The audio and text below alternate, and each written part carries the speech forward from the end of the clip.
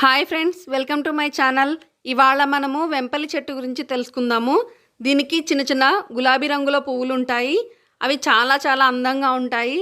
అలాగే దీని ఆకులు కొంచెం చింత ఆకుని పోలి ఉంటాయి. ఇది ఎక్కువగా మనకి పంట పొలాల గట్ల మీద అలాగే రోడ్లకి ఇరువైపులా ఎక్కువగా కనిపిస్తూ ఉంటుంది.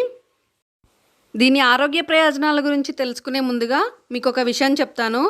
ఈ వెంపలి చెట్టు గురించి బ్రహ్మంగారు తన కాలజ్ఞానంలో పేర్కొన్నారు. అదేంటంటే వెంపలి చెట్టు అనేది చాలా చిన్నగా ఉంటుంది, 1 మీటర్ ఉంటుందేమో.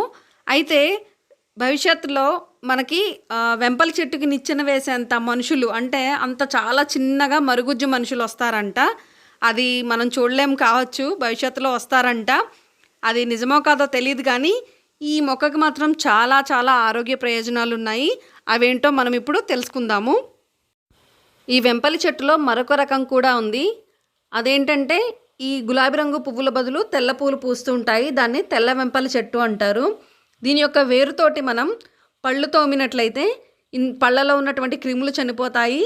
అలాగే పళ్ళకు ఉన్నటువంటి గార కూడా తొలగిపోతుంది. ఇంకా ఈ చెట్టుని మనం కాల్చి పొగ వేస్తే ఇంట్లోకి ఏ క్రిములు రావన్నమాట. అంటే దోమలు కానీ ఇంకా చిన్న చిన్న చీమలు, ఈగలు, పురుగులు వంటివి రాకుండా ఉంటాయి.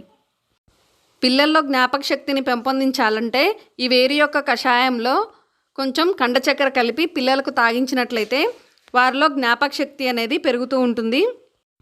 మానని గాయాలకు ఈ ఆకు యొక్క పసరుని రాసినట్లయితే గాయాలు అనేవి త్వరగా మాడిపోతాయి.